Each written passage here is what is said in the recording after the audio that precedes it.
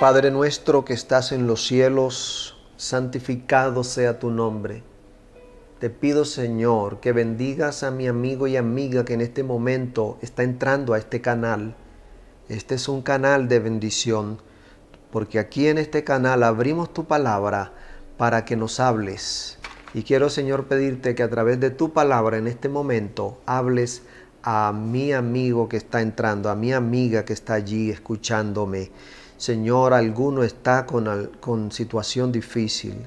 Hay alguien que me está escuchando y tiene una dolencia. Hay alguien que me está escuchando ahora y tiene alguna necesidad puntual. Provee, Señor, de acuerdo a tu misericordia y bondad y con tu gran poder. Te lo ruego en el nombre de Jesús. Amén.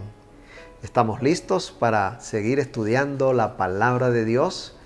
Si estás listo, por favor, recuerda darle allí a la manito de dedo alzado para decir me gusta. Si alguien por primera vez entró, suscríbete por favor y activa la campanita. Estamos ya avanzando en Segunda de Crónicas capítulo 8. Hay un mensaje que Dios quiere darte ahora, porque en este capítulo vamos a ver los logros de Salomón y vas a ver cómo dice aquí la palabra que le tomó a Salomón 7 años para construir el gran templo y le tomó 13 años más construir su propio palacio.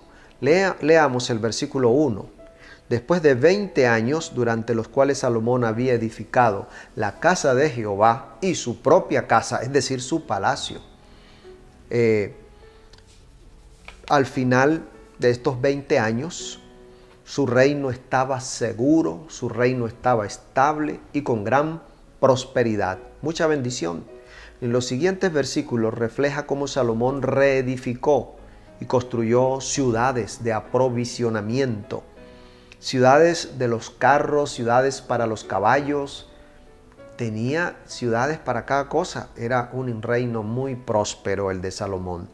Vamos, acompáñame a la palabra en el versículo 7. A todo el pueblo que había quedado de los heteos, amorreos, fereceos, heveos y jebuseos, que no eran de Israel, cuyos descendientes habían quedado en la tierra después de ellos, hizo Salomón tributarios hasta hoy. Los hizo tributarios, siervos, tenían que pagarle impuestos a él, al reino de Israel. Pero no empleó Salomón a ninguno de los hijos de Israel en su obra, porque eran hombres de guerra, oficiales, capitanes y comandantes de sus carros y de su caballería. Versículo 10. Y tenía Salomón 250 gobernadores principales, los cuales mandaban sobre aquella gente. Así que a los extranjeros, a los que fueron dominados, a los pueblos vecinos que fueron dominados por Israel, Salomón les puso la tarea de ser los encargados del trabajo pesado, de los trabajos de fuerza, trabajos agrícolas, trabajos de construcción de templo. Pero los israelitas eran la clase gobernante. Ellos eran los oficiales, gobernadores, líderes, y también con israelitas solamente conformó su gran ejército. Porque claro, tiene gran lógica, ¿no? ¿Cómo iba él a contratar o a tener ejército con soldados de extranjeros, de enemigos? En cualquier momento podría resultar un grave problema. Así que de esta manera organizó Salomón su reino. Versículo 11. Trasladó Salomón a la hija del faraón de la ciudad de David a la casa que él había edificado para ella, porque dijo: mi mujer no habitará en la casa de David, rey de Israel, porque aquellas habitaciones donde ha entrado el arca de Jehová son sagradas. Este fue el primero de los muchos matrimonios imprudentes que provocaron la caída de Salomón, el desvío de Salomón. Esta mujer era una pagana, por eso él la saca de un lugar que había sido santificado. Vemos aquí a Salomón uniéndose en yugo desigual con una incrédula, cosa que Dios había prohibido. Pero este fue su caída y el camino hacia su desgracia espiritual. Porque esta mujer no compartía sus mismas creencias, una mujer idólatra. Una que no podía acompañarlo a los lugares santos donde fue criado el mismo Salomón. Una mujer que no podía acompañarlo allá al templo. No hay allí unidad. El resto del capítulo nos muestra cómo Salomón organizó los sacrificios y ritos que ya habían sido ordenados desde el tiempo de Moisés. Y él los establece, los ratifica ahora en el programa del gran y nuevo templo. Vamos al versículo 14. También estableció los turnos de los sacerdotes en sus oficios, conforme a las órdenes, al ordenado por David, su padre, a los levitas en sus cargos para que alabaran, ministraran delante de los sacerdotes, según el rito de cada día. Asimismo los porteros, según su orden en cada puerta, porque así lo había mandado David, hombre de Dios. Recuerda que David dejó todo listo, los planos del templo, los materiales de provisión para la construcción, y también dejó a los levitas y sacerdotes organizados por grupos para servir en el templo. Salomón tiene en cuenta esto, está obedeciendo la orden de su padre, está respetando ese orden que su padre David había estipulado, y qué bueno, esto fue algo positivo en Salomón, y es que él tiene en cuenta ese trabajo de su padre, que ya no está, ese orden de su padre, que esmeradamente provisionó para él su reino, para la construcción del templo y para los servicios del templo. Estaban allí algunos levitas, cantores, dedicados al canto, otros dedicados como porteros, y los sacerdotes en el oficio del rito de los sacrificios y demás. En los primeros años de su reinado, Salomón hizo muchas cosas buenas. Este versículo 14 nos dice que Salomón siguió la orden de su padre.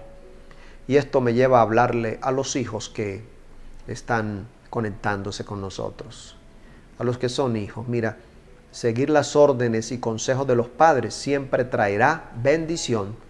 Salomón, por conseguir el consejo de su padre, trajo prosperidad y felicidad inicialmente.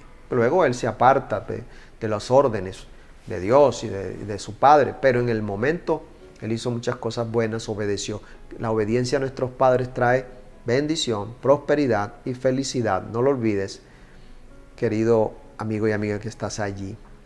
Por otro lado, la desobediencia a los padres siempre traerá problemas, porque, ¿sabes una cosa? Dios mismo ilumina la vida de los padres que temen a Dios. Y pregunto a los hijos que me escuchan hoy, ¿has sido obediente con tu papá y tu mamá? ¿Has sido obediente?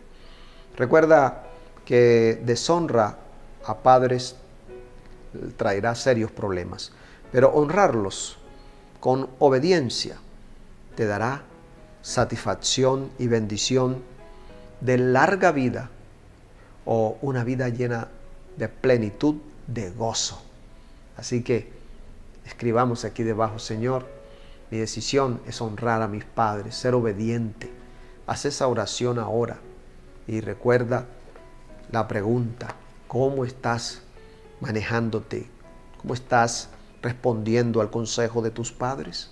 Es bueno evaluar, y si esos consejos están de acuerdo a la palabra de Dios, hay que seguirlos. Va a traer prosperidad, bendición y felicidad a tu vida. También estoy seguro que la mayoría de los que me escuchan son padres. Oremos por esos hijos, para que ellos tengan en cuenta este consejo, para que lo apliquen y entonces puedan tener esa bendición que Dios ha prometido. Recuerda, después de esta oración, comparte este link con tus contactos. Querido Dios, gracias te damos por tu palabra que es viva y eficaz. Y ahora, Señor, al despedirme, te pido bendigas a cada amigo y amiga que está allí escuchándome. A los que son hijos, dales, oh Dios, sobre todo a esos hijos que están todavía en la tutoría de sus padres, dales esa obediencia que requiere que ellos puedan honrar a sus padres y recibir las bendiciones de esta promesa de felicidad y gozo en sus vidas. Señor, y en este día acompáñanos en las labores a realizar. Y los padres que estamos aquí oramos por nuestros hijos, para que ellos sean sensibles a tu voz y teniendo el temor hacia ti van a obedecer y honrar a sus padres también.